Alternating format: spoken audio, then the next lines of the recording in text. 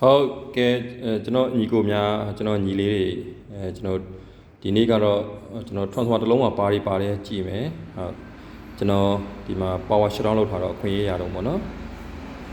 ဒီ transformer ကတော့ကျွန်တော် 150 kV ကျွန်တော်တို့ဟိုတာသီး 0.4 ပါ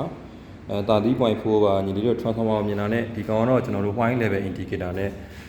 wide level indicator နဲ့ pressure release တစ်ပိုက်ပါ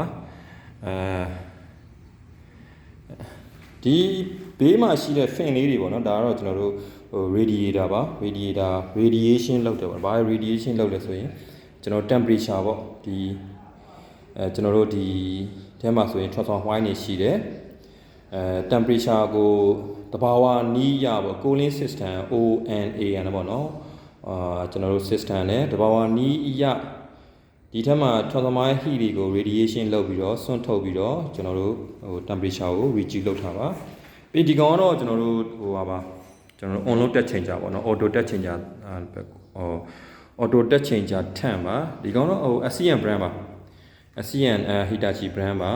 ကျွန်တော်တို့ auto တက် changer on load တက် changer ပါဒီပေါ်မှာကတော့ဒါတော့ vocal relay vocal relay ဒါကတော့ on load တက် changer ရဲ့ conservator ပါကျွန်တော်တို့ဟိုဒီ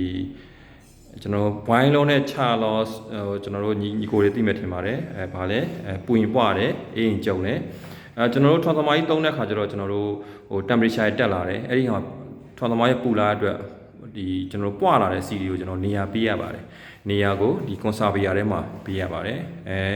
ရာသီဥတုအရန်အေးတယ်လုံးမရှိဆိုဘာဖြစ်လဲကျွန်တော်တို့ဒီဘော်လူသဘောတရားအေးရင်ကြုံသွားပါတယ်ကြုံတော့ကျွန်တော်ဒီတန်ထဲကို conservator တန်ထဲကိုဒီ on load တက်ချင်တဲ့တန်ထဲကို conservator ရဲ့ CD ကပြန်ပြီးတော့စီးပါတယ်သူကတော့ vocal relay ပါ pressure release pressure နဲ့ gas နဲ့ကိုသူစမ်းသပ်လုပ်ပါတယ်ပြီးရင်ကျွန်တော်တို့ဒီ vocal relay ကနေတော့ကျွန်တော် alarm contact trick contact တွေယူလို့ရပါတယ်ယူပြီးတော့ကျွန်တော်တို့ဟို circuit breaker ကိုကျွန်တော်တို့ trick command sorry trick signal နဲ့ alarm signal ပို့ပေးလို့ရပါတယ်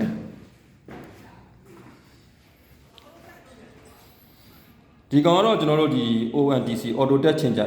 auto touch changer ရဲ့ဒါ controller ကျွန်တော် sensing နဲ့controller ပါဟုတ်ကဲ့ဒါကတော့ကျွန်တော်တို့ဟို high voltage bushing ပါကျွန်တော်ဒီမှာတော့ကျွန်တော်ဟို low voltage bushing ကိုကျွန်တော်ပေါက်တိုက်လေးလုပ်ထားပါတယ်ဒါ high voltage bushing ပါမှာ again horn တွေပါတယ်မှာကျွန်တော်တို့ဒီ voltage level ကိုမူတည်ပြီးတော့ကျွန်တော်တို့ဒီ bushing တွေရဲ့ creepage distance ကလည်းကျွန်တော်တို့မတူပါဘူးဒီကောင် creepage distance ကတော့ကျွန်တော်တို့ creepage distance မတူပါဘူးဒီမှာကျွန်တော်တလက်စာလဲလမ်းကြုံလို့ကျွန်တော်ဒီမှာ share လို့ရတာဒါတွေကတော့ဟိုကျွန်တော်တို့ meter ဖတ်ဖို့အတွက်ကို MOF ပါ high voltage MOF ပါ30 kV MOF ပါဒီကောင်တော့ကျွန်တော် CTE brand ဒီမှာသုံးထားပါတယ်ဒီမှာ on load တက် changer မှာကျွန်တော်တို့ဒီမှာ silica gel ရှိပါတယ်ကျွန်တော်တို့ဒီ conservator ထဲမှာကျွန်တော်တို့ဟို envelope ဆိုတဲ့ကျွန်တော် rubber အိတ်ကြီးရှိပါတယ်အဲ့တော့ကျွန်တော်တို့အောက်ကပူရိုးတက်လာတဲ့ CD ကိုနေရာပေးတဲ့ခါမှာအထက်ကလေထွက်သွားပါတယ်အဲ့ဒီလေနဲ့ကျွန်တော်တို့ပတ်ဝန်းကျင်က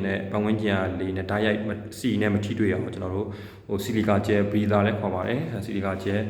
ကျွန်တော်ဒါတော့ regular inspection လုပ်ပေးရပါတယ်ဒီဒါတော့ဟိုလဲထားမှကြားအတွက် original color အပြာရောင်ပါပြီးရင်ကျွန်တော်တို့ color change သွားပါတယ်ကျွန်တော်ဒီမှာတော့ကျွန်တော် low voltage ကျွန်တော်ဟိုတော့ဟိုကျွန်တော်ဟိုပြလို့မရပါဘူးပေါက်တိုက်ဖြစ်တဲ့အတွက်ဟုတ်ကဲကျေးဇူးတင်ပါတယ်ညီကိုတို့လည်းknowledge ရမယ်လို့ယုံကြည်ပါတယ်ဗျဟုတ်